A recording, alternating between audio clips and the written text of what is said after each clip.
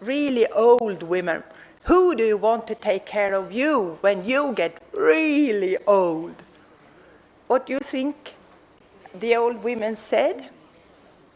Do you think they said, my daughter? My husband? No, not my husband, though. That would have been interesting. No, no. No, they said, the municipality. Yeah. The authorities, they can take care of us. That is solidarity. That is solidarity. So that is why I said lifelong economic independence. We are not there in Sweden. Because lifelong independence, you build your life as an elderly person while you are young, while you are working. And therefore, it is crucial to look, for instance, at parental leave. Does it encourage women and men in the same way to have an income so that you have a pension that you can live on when you become old? Or are you planning to die at 65? And we have a long way to do. So I will show you a little about part-time work. Because we still have, I don't know if you have part-time work here, do you? Yeah. Get rid of it. Absolutely. We just approved a new law to create part-time jobs. Oh, I heard you have just got the new law on part-time. Not good, and I'll try to show you why. It is a trap for women because no men tend to work part-time. So that is one way of creating a de facto different citizenship between women and men. So I'll talk about that. The other goal that is important is that we should have an equal distribution of unpaid care and household work. And these are the national goals that I'm quoting. So it's not my idea. It is the Swedish national policy.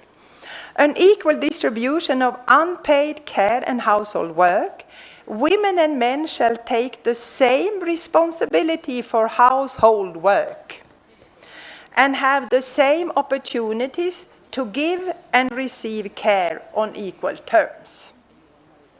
We are not there, but that is our goal.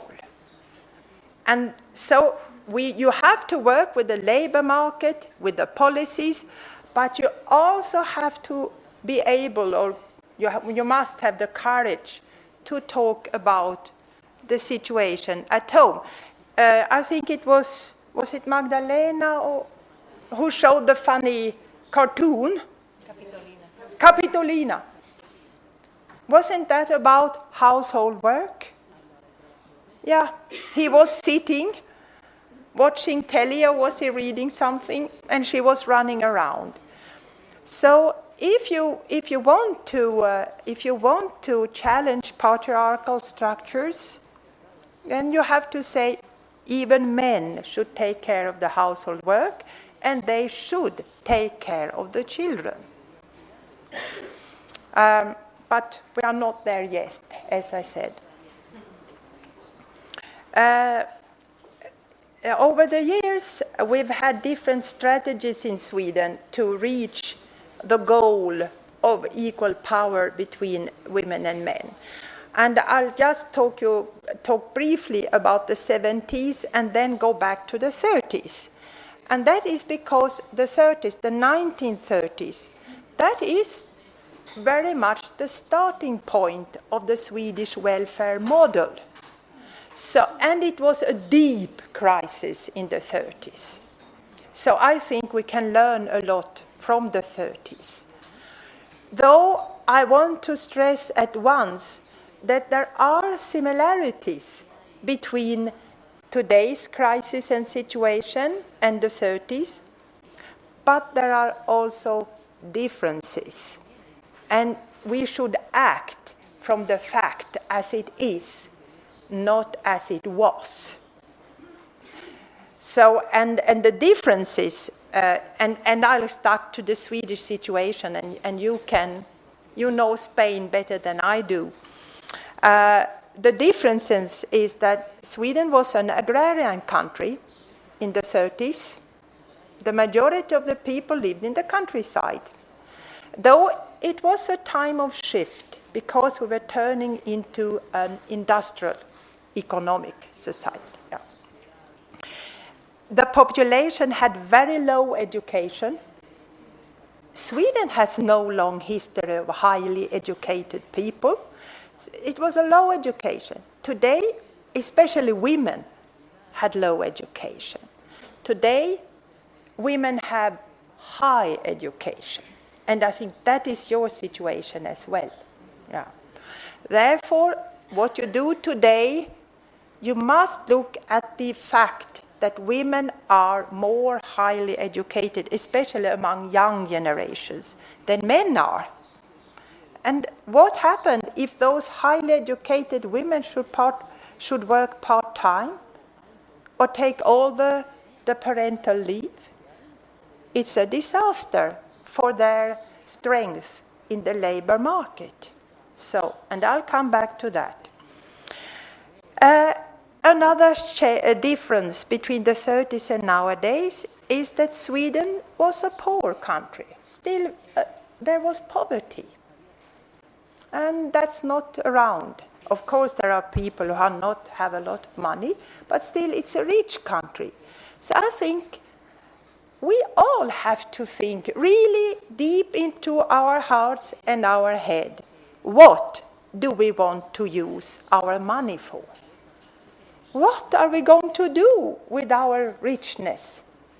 What kind of society, what kind of distribution of wealth do we want to have?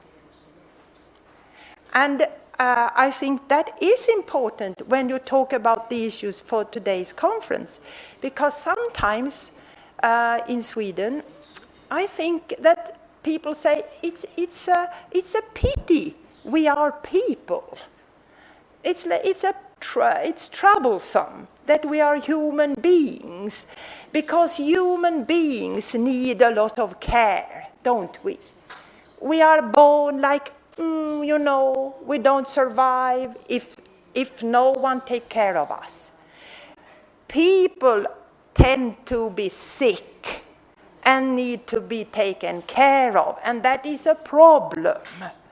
And people tend to get old, and that is a problem, because they need care. So it seems that the things that makes us human, that we are not robots, we are not rocks, but we are individuals who need the care of other individuals to survive and have a good life.